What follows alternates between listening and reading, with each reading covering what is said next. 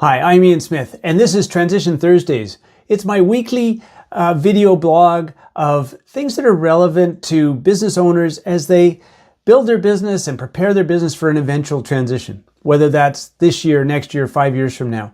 Some of the things I talk about are things that can be put into place now in order to generate much better value for you when you do go to transition your business in the future. So today I'm going to get a little technical, and I apologize for those that are used to more of a dialogue, but I think this is really important, especially for Canadian entrepreneurs when we're faced with higher taxes in just about everything we do. And when we go to transition a business, or when I help business owners to transition, I want to try and make sure that they reduce the amount of taxes they pay at the time of closing of that transaction. And so what we're going to talk about today is the changes that the government has put forward to the capital gains inclusion rate. And I think, first of all, I'll explain a little bit about what an inclusion rate is and why this change has such a dramatic impact on business owners, particularly business owners of larger companies. So first, I'm not a tax expert. I know enough to maybe be dangerous, but I would always suggest that you have your accountant and your tax professionals take a look at your own corporate structure and your own personal needs and interest in terms of transition, and make sure that the tax plan is in place.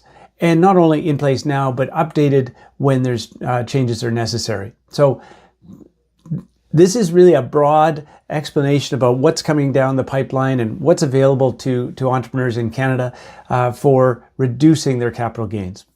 So first of all, what is an inclusion rate?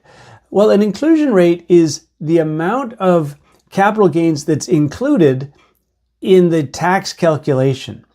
So at the moment, if you sell a business, the capital gains inclusion rate is 50% on any of the taxable capital gains. And I'll get into some of the other things that you can do to reduce that. But the inclusion rate on the taxable capital gains is 50%. So for argument's sake, if you made $1 million of taxable capital gains, 50% of that is taxable at your highest marginal tax rate. So to make the math easy, $1 million gain, 50% inclusion rate means $500,000 of that gain is taxable, and at a tax rate of, say, roughly 50%, you're going to pay $250,000 or 20% tax on that gain.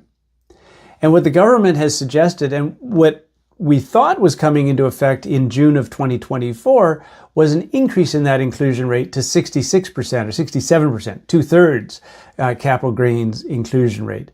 So what that means, on that $1 million of capital gains, the taxable portion would be $667,000.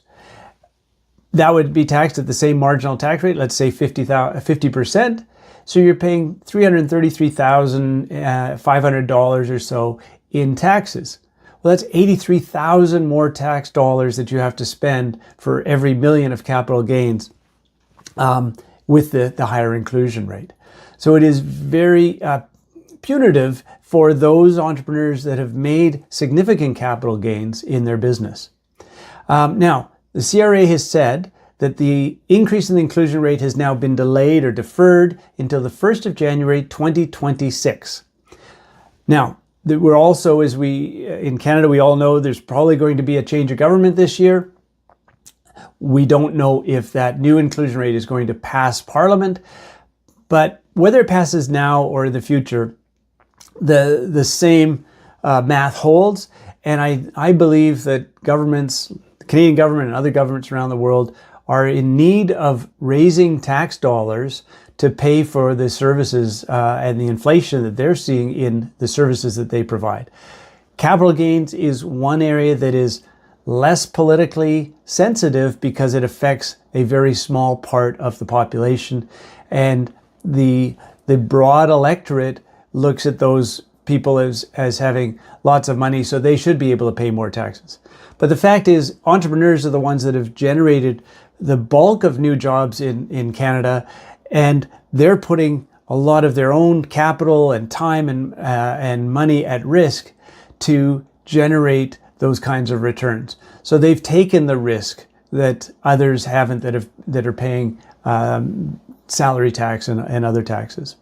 So I believe if the inclusion rate does pass Parliament, we will have a bit of a rush of people trying to either re-engineer their shareholdings for the end of this year, or trying to sell their business by the end of this year, aside from all the other geopolitical things that are going on in the market. Because it is quite a significant increase in the tax to anybody that is generating a significant capital gains. So the other thing that I find very interesting, having bought and sold businesses for decades now in Canada, is the lack of understanding of Canada's lifetime capital gains exemption. So this is probably the best tax benefit that it is the best tax benefit that Canadian entrepreneurs have at their disposal. And yet it is not used as well as it should be. So what is the lifetime capital gains? Well, the lifetime capital gains has been around for a couple decades, and it's generally been indexed to inflation. And as of last year, it was roughly $1 million, a little over $1 million of lifetime capital gains to any Canadian selling shares, not assets, but shares in a qualified Canadian business. And there's lots of criteria that go into determining whether your business qualifies or doesn't qualify, whether the shares you're selling qualify or don't qualify. So you need to talk to your accountant about what that all means. But as I said, last year that lifetime capital gains was $1,016,000. The federal government has announced that is going to immediately increase in 2025 to $1,250,000, which means that for every shareholder of a qualified Canadian business that sells their shares, they're able to have the first $1.25 million of their capital gains tax-free. So it's a huge benefit to entrepreneurs for the risk and the time and the effort that they've put into their businesses. So what I find interesting is that very often we'll sell businesses that are owned by an individual, and yet they haven't arranged to have shares owned by their spouse or their children or in a family trust that could also benefit from this lifetime capital gains. And so they're only able to use 1 times whatever the capital gains is as a tax-free benefit. We love to see where you have a family trust with maybe a couple kids and a husband and wife that each will have that capital gain. So you multiply that tax-free gain across a number of different people. So it's a tremendous benefit for Canadians, especially now with it jumping $250,000 this year. That's a significant benefit for entrepreneurs selling anytime soon. Now, if you have a smaller business and you sell, and maybe you make, say, $500,000 of capital gains, well, anything that's left over, the residual amount, can carry forward for future capital gains if you actually have them.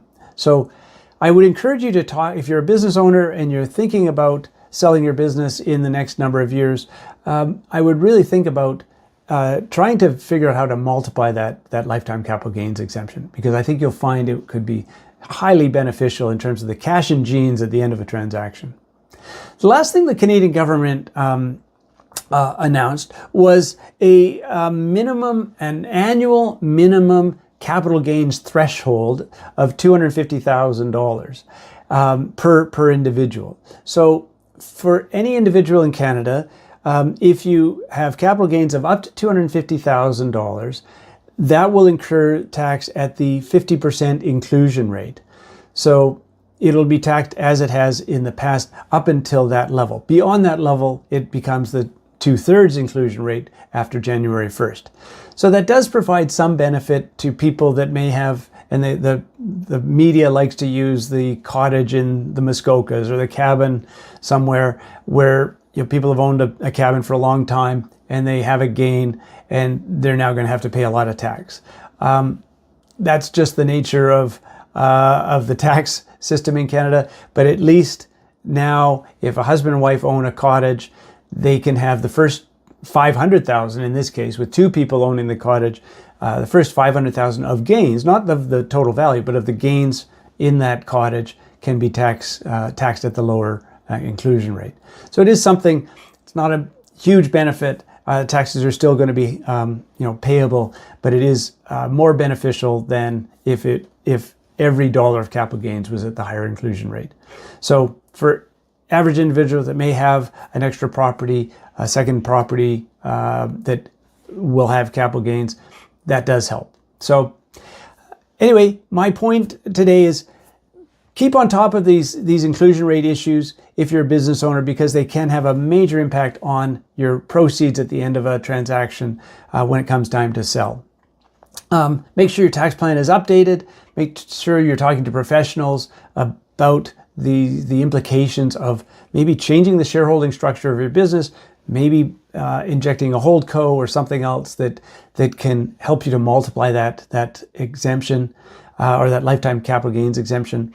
And just make sure that you're on top of it as the tax changes come into place. So that's my little bit longer commentary for today, but I'd love it if you'd left a message or connected with me on LinkedIn and send me a note if you found this interesting.